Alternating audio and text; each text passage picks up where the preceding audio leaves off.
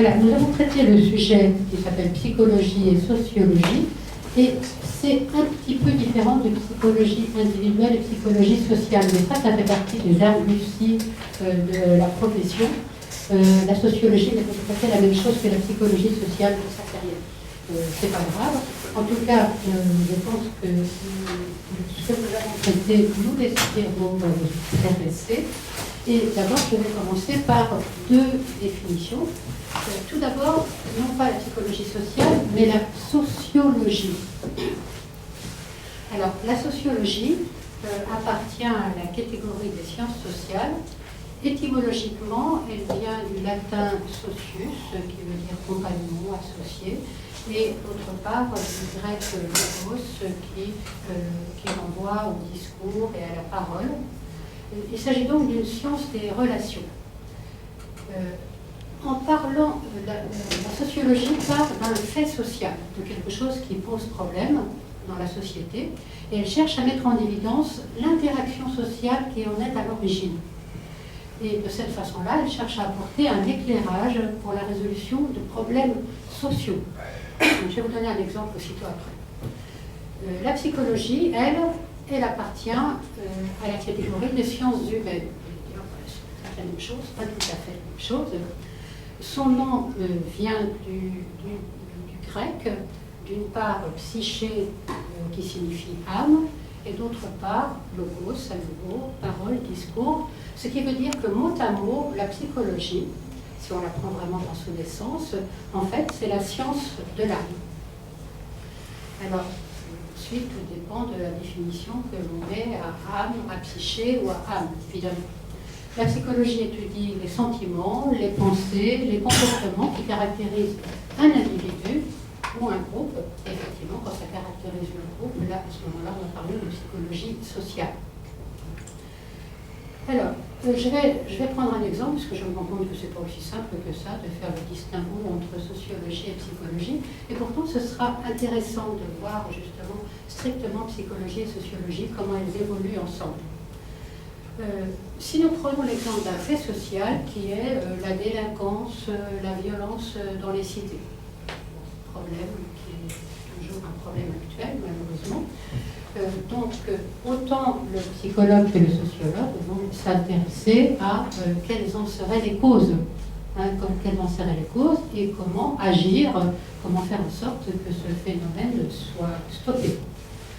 Alors le sociologue de son côté va mettre en évidence l'environnement socio-économique, la politique d'urbanisation, la ghettoisation, le chômage, l'absence de perspectives d'avenir, ou encore l'origine sociale des délinquants, leur vision négative sur l'éducation ou sur l'école. De son côté, le psychologue va s'intéresser à la construction psychique de l'individu.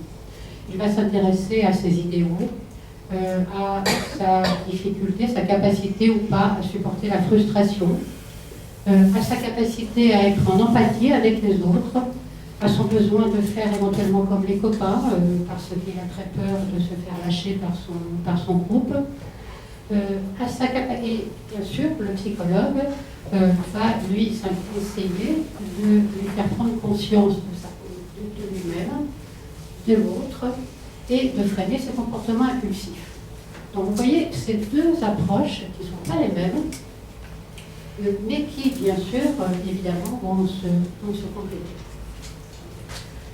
Alors, qui vont se compléter, mais qui ne travaillent pas forcément ensemble, même si, dans la réalité, beaucoup d'étudiants en psycho s'intéressent à la sociologie et l'inverse, mais qui ne fonctionnent pas automatiquement vraiment ensemble. Alors, les questions que nous allons nous poser, c'est comment l'évolution individuelle et l'évolution sociale, l'évolution de la société, vont-elles interagir? Et c'est comment ces deux sciences vont éclairer et concilier un paradoxe qui est d'une part, du point de vue de la psychologie, l'obligation d'être soi pour déployer son potentiel et l'obligation de créer du commun et du bien vivre ensemble. Le deuxième point du paradoxe étant celui de la sociologie, l'obligation de créer du commun et de vivre ensemble. Voilà. Donc c'est ce que nous allons essayer de travailler ensemble, Dominique et moi. Et tout d'abord, comment ces deux approches se sont-elles créées? Alors, la sociologie, bien avant que le terme de sociologie ne soit utilisé, l'étude des sociétés remonte en fait à l'Antiquité. Platon, qui avec son écrit sur la République, Aristote en sont des indéniables précurseurs. Mais par contre, la sociologie, elle émerge en tant que science, entre guillemets, je dis bien entre guillemets, dans la première moitié du 19e, sous l'égide d'Auguste Comte et du comte de Saint-Simon. Alors, si la sociologie émerge à ce moment-là, au début du 19e, c'est parce qu'on en a besoin en réalité. C'est parce que les transformations majeures et politiques, la société vit des transformations majeures qui sont politiques, économiques, scientifiques. Toute l'Europe vit une grande instabilité.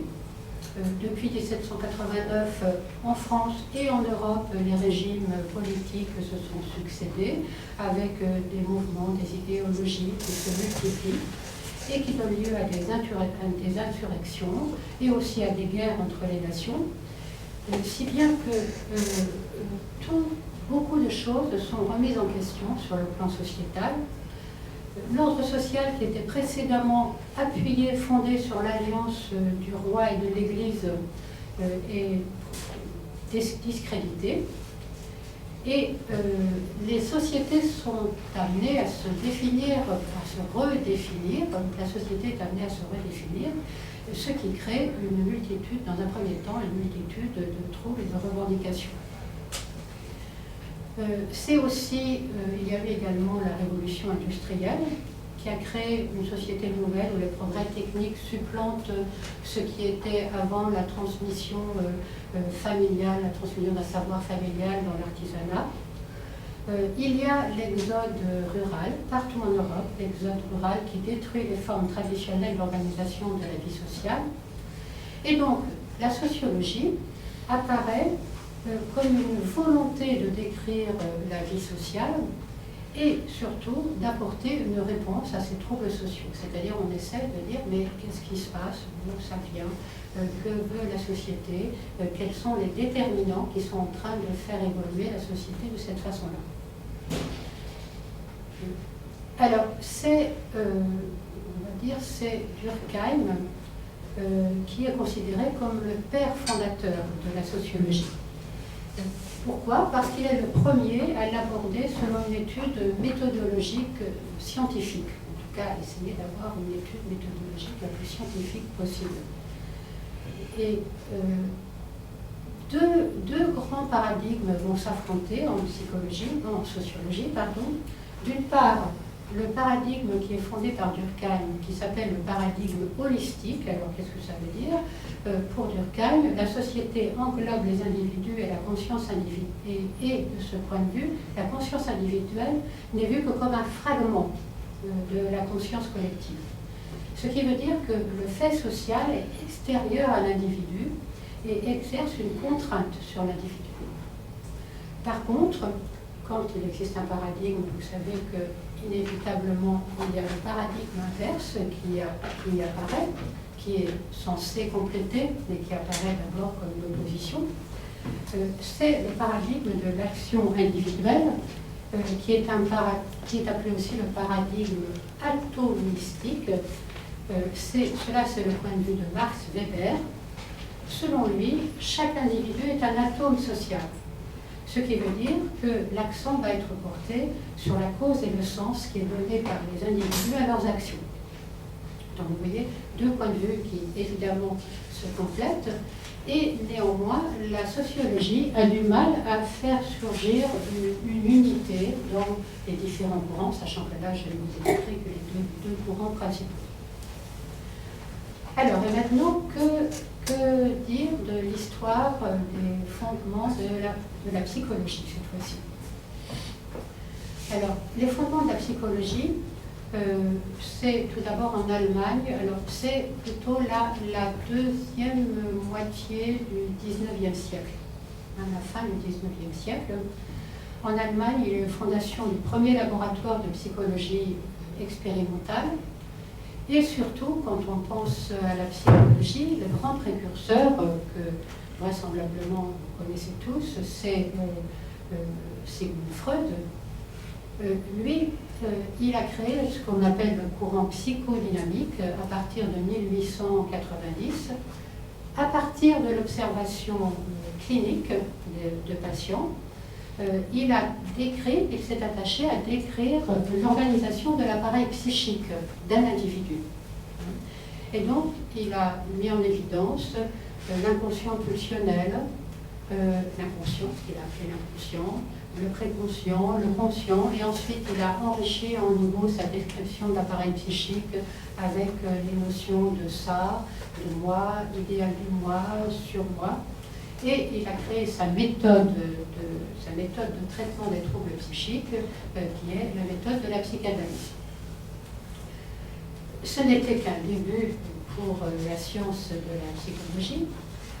En 1912, c'est-à-dire tout début XXe siècle, là est apparu le courant du behaviorisme ou du comportementalisme avec Watson et Pavlov, les réactions de Pavlov. Puis, nous attendons 1950, la deuxième moitié du XXe siècle, pour voir apparaître le courant humaniste qui est né en opposition, pour venir contrebalancer à la fois le courant psychanalytique et à la fois le courant, l'approche comportementale.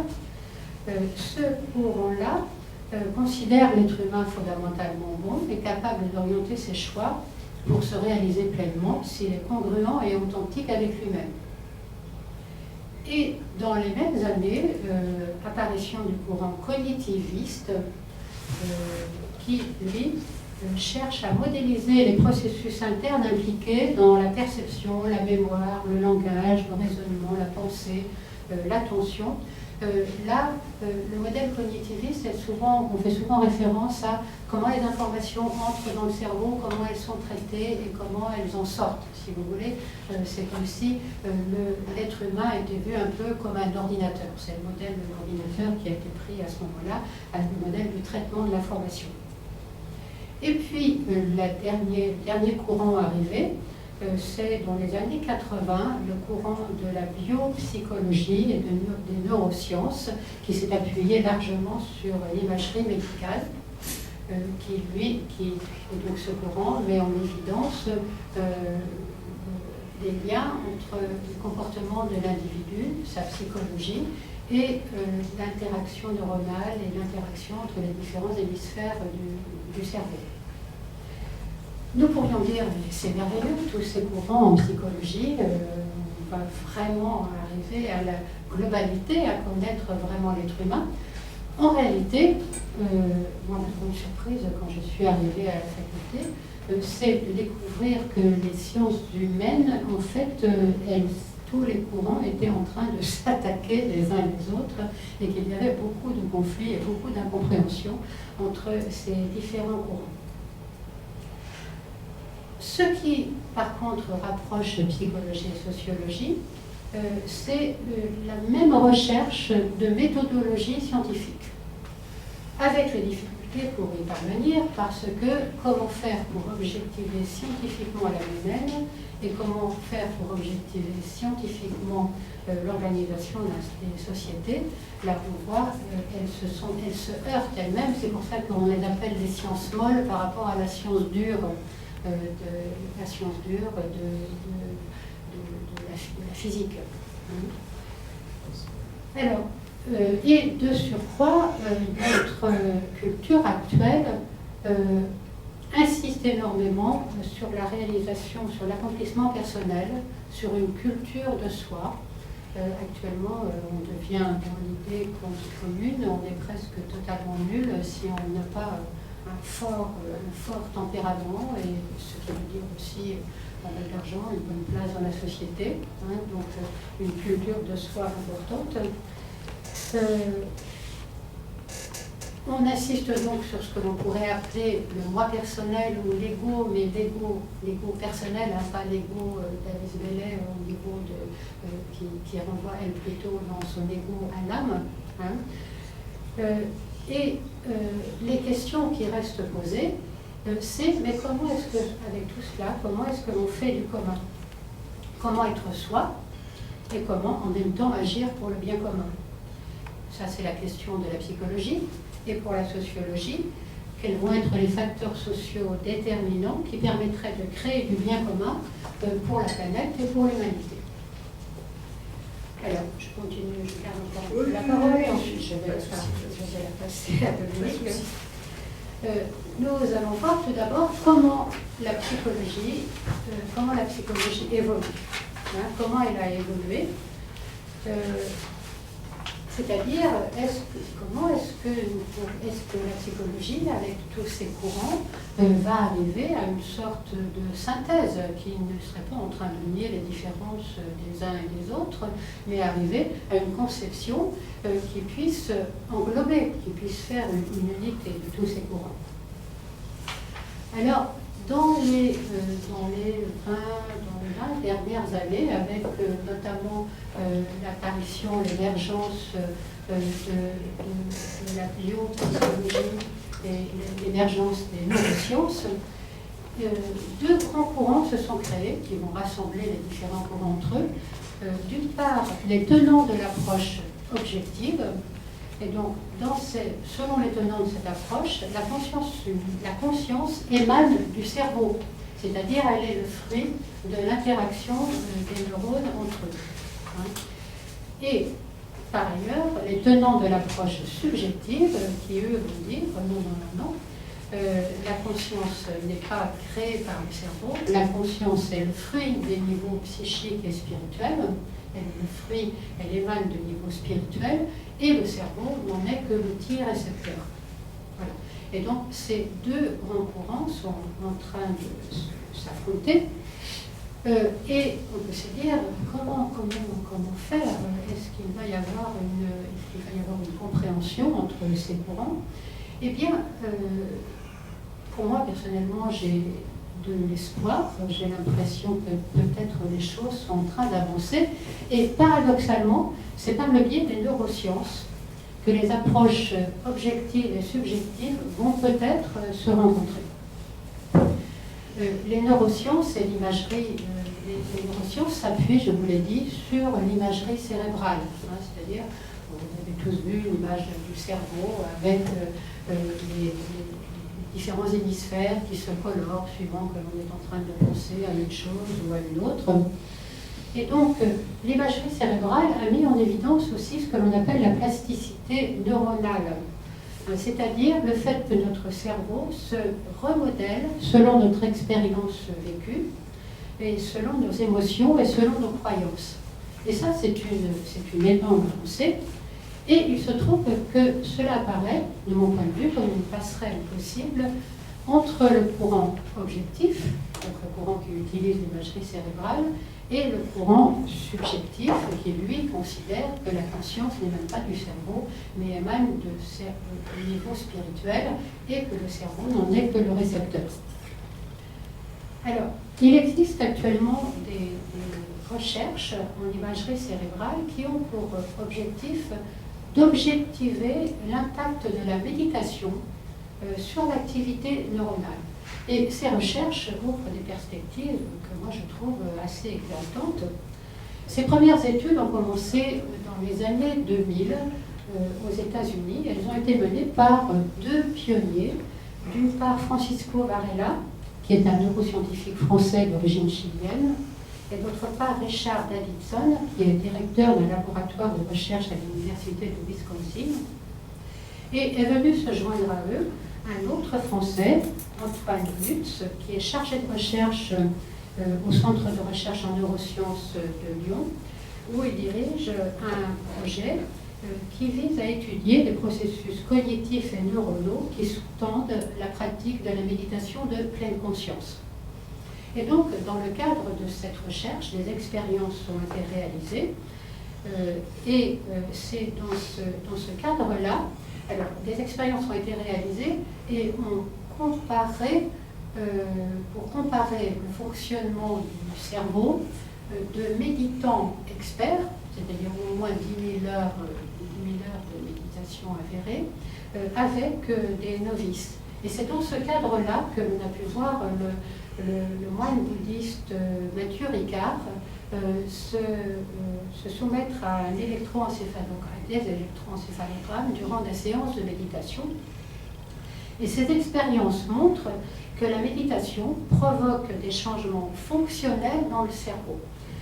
C'est-à-dire, pas simplement quand Mathieu Ricard médite, ça allume telle ou telle partie de ses hémisphères cérébraux, mais des changements fonctionnels, c'est-à-dire durables, c'est-à-dire un fonctionnement différent du cerveau.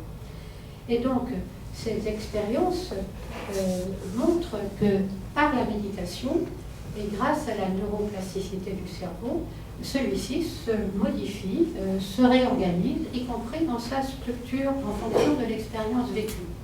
C'est donc une indication que l'expérience psychique et spirituelle peut modifier le cerveau.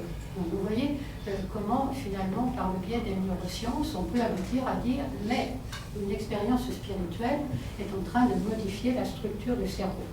Ce qui veut dire que neurones et âme commenceraient sans doute à s'éclairer mutuellement. Alors, c'est là, de mon point de vue, un champ de recherche assez vertigineux qui s'ouvre à nous, parce que c'est peut-être une avancée vers la démonstration de l'existence de l'âme spirituelle, qui est effectivement un service que, théoriquement, la France devrait réaliser si elle veut bien, si elle fait le travail qu'elle a à faire avec aussi un peu d'humilité dans ses recherches. Le service français devrait être de démontrer scientifiquement l'expérience, la réalité de l'existence de l'âme spirituelle. De mon point de vue, peut-être que ces expériences sont en train d'avancer en ce sens. Parce que, effectivement, l'enjeu actuel en psychologie, c'est de reconnaître l'existence de l'âme et de reconnaître le processus évolutif de l'être humain.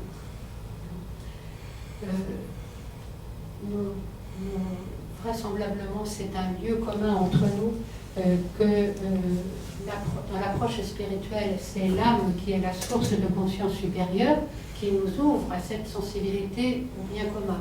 Ce qui veut dire que c'est l'âme qui va nous aider à faire le lien entre l'intérêt individuel et la sensibilité au bien commun.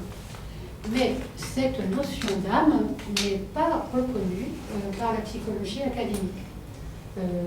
Aucune approche spirituelle, pour l'instant, n'est enseignée en France, ni en France, ni en Suisse d'ailleurs. Et vous pourriez me dire, mais quand même, il y a eu une avancée importante dès la première moitié du XXe siècle. Oui, il y a eu des avancées importantes, notamment, je suppose que vous pensez tous à Jung, et peut-être aussi à Saggeri, qui est un psychiatre italien.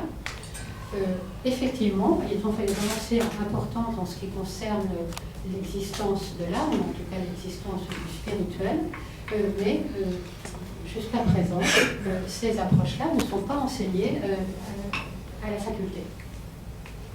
Alors, je vais parler rapidement de Jung et de Saggeri avant de donner la parole à Dominique. Alors, tout d'abord, Jung. Jung, il a été vu comme étant le fils spirituel de Freud. Et donc, il a travaillé pendant très très longtemps avec Freud.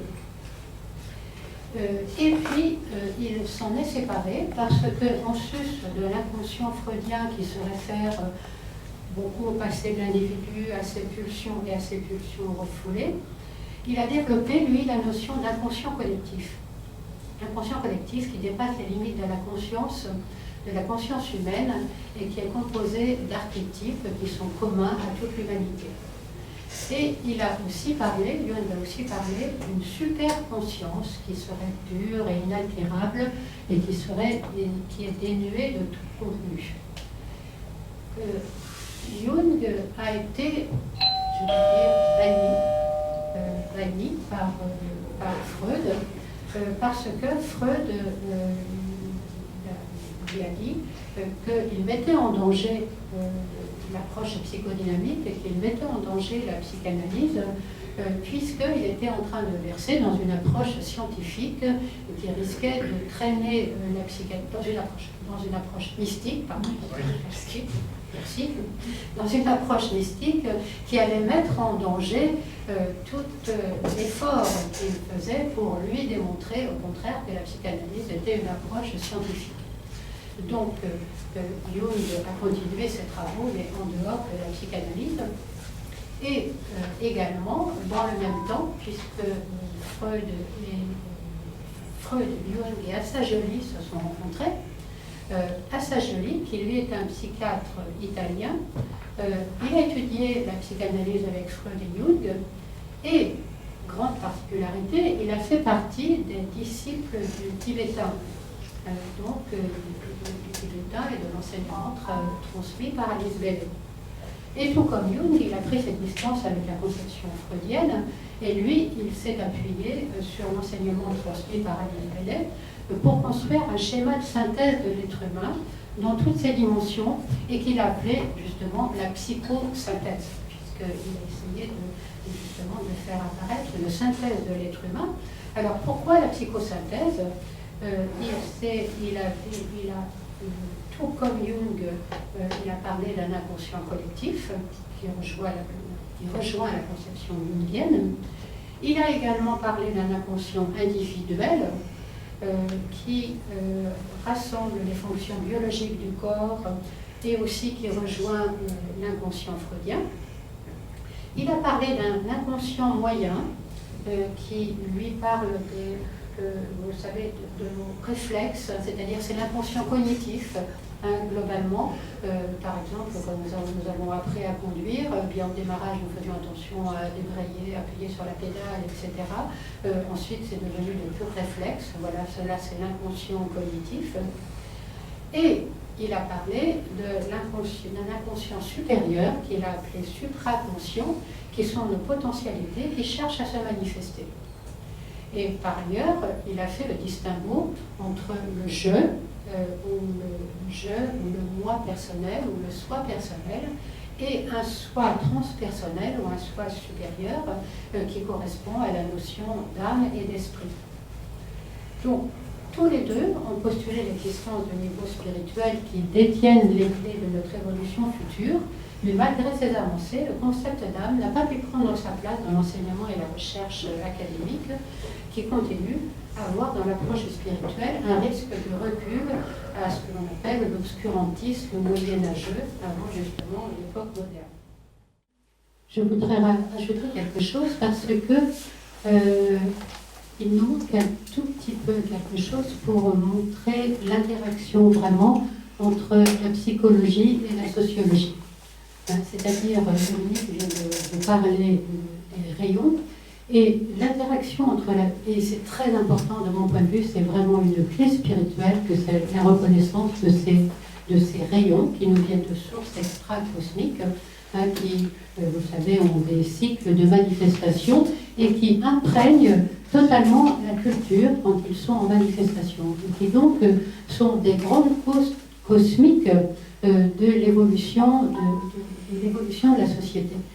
Juste, je ne vais pas rentrer trop dans les détails, mais la psychologie et la sociologie sont toutes des conséquences de l'arrivée en manifestation du rayon 5 de la science concrète, d'où le fait que autant psychologie que sociologie ont essayé désespérément de se faire reconnaître sur un plan scientifique, alors qu'effectivement elles ont du mal, étant donné qu'elles ne peuvent pas avoir exactement les mêmes méthodes, la même méthodologie que la science physique.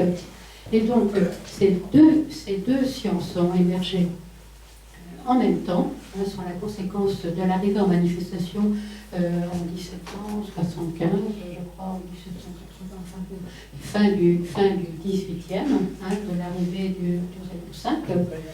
Et là, ce que nous a montré Dominique, c'est que les rayons, à la fois, sont en train de bouleverser la société dans le sens où ils apportent des énergies nouvelles et l'humanité s'adapte et a de nouvelles ressources pour continuer à avancer.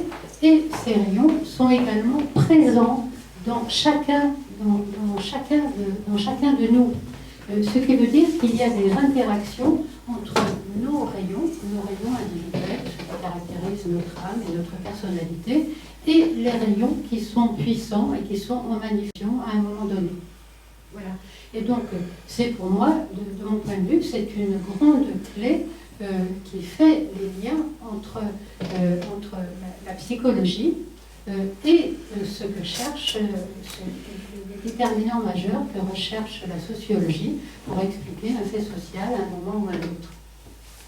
Et c'est également la reconnaissance des rayons qui permet de faire aussi, de rapprocher les deux grands paradigmes de la sociologie qui sont, comme je l'ai dit tout à l'heure, le paradigme holistique, où ce sont les faits sociaux, c'est la société, les institutions qui font contrainte sur l'individu, et par ailleurs le paradigme plus individuel qui va dire mais non, c'est l'individu qui est un élément de la société et il faut, pour comprendre le fonctionnement de la société, il faut chercher ce que l'individu cherche à faire, c'est-à-dire ce qui est en train de le motiver lui. Si nous acceptons, si nous faisons l'hypothèse de ces grands rayons, eh bien là nous allons pouvoir avoir une approche qui laisse totalement la liberté d'expression à chaque paradigme et à chacun des courants, et qui en même temps fait que nous pourrons davantage nous appuyer les uns, les courants vont davantage pouvoir s'appuyer ou montrer leur puissance en interagissant les uns avec les autres. Donc ces rayons expliquent les différentes écoles, le fait qu'il y ait plusieurs écoles. Complètement, ils expliquent les différentes écoles, ils expliquent les différents courants, ils nous donnent une explication. Alors, bien sûr, on pourrait dire, oui, mais alors si les rayons expliquent tout, on ne va plus rien chercher, pas du tout. Il n'y a pas de déterminisme, si vous voulez. C'est un petit peu comme si la lumière était en train de se modifier. La lumière se modifie, donc ça nous fait, au printemps, ça ne nous fait pas le même effet qu'à l'automne. Eh bien sûr, c'est juste une métaphore, mais ils nous impactent inévitablement, et ils nous impactent d'autant plus que nous, individuellement, dans notre évolution. Et donc, les outils de notre évolution individuelle résonnent avec les rayons qui sont en manifestation. Voilà, c'est ce que je ne sais pas si je me suis bien fait comprendre. Oui, je voulais peut-être rajouter un peu sur ma conception du libre arbitre. Nous arrivons tous à un niveau de réalisation. C'est ce que Dominique nous a dit. Et effectivement, nous arrivons tous à un niveau de réalisation. Mais nous pouvons aller plus ou moins vite parce que nous avons notre conscience individuelle et dans notre rapport à notre âme et notre personnalité peut résister. Ce n'est pas parce que c'est le printemps et qu'il fait beau.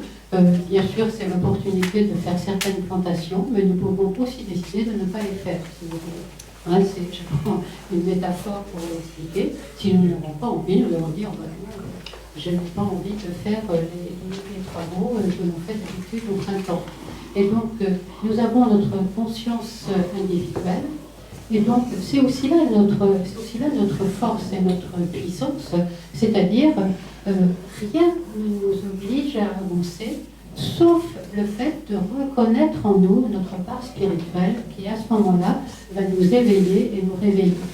Et en fonction de notre capacité à nous éveiller, eh bien, effectivement, nous allons avancer plus ou moins vite, ou bien nous allons rater l'opportunité. J'espère bien que nous avancerons. Quand vous avez parlé tout à l'heure de Jung, j'ai cru comprendre qu'il y avait un autre personnage, mais j'ai pas entendu le nom, je ne me rappelle plus.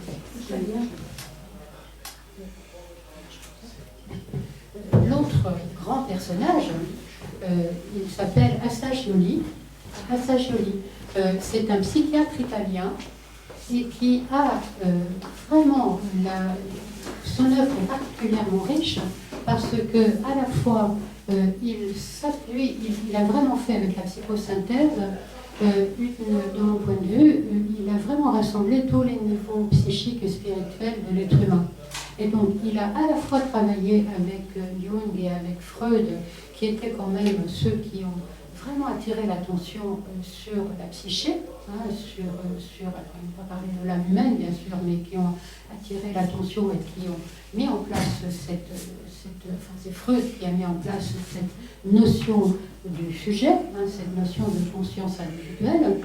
Et il a travaillé avec Freud, avec Jung, qui lui, n'a pas pu faire avancer son approche parce qu'elle a été considérée comme trop mystique et elle était vraisemblablement trop au moment où il a avancé. Et puis Assagioli, lui, il a bénéficié des enseignements d'Alice Bailey, et donc enseigné par des enseignements d'Alice Bailey envoyés par le maître Descartes, par le tibétain. Et donc, dans son approche, il a fait la synthèse de tout cela.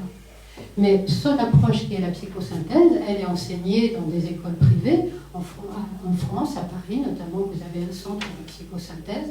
À Londres, vous avez des centres de psychosynthèse dans de nombreux pays.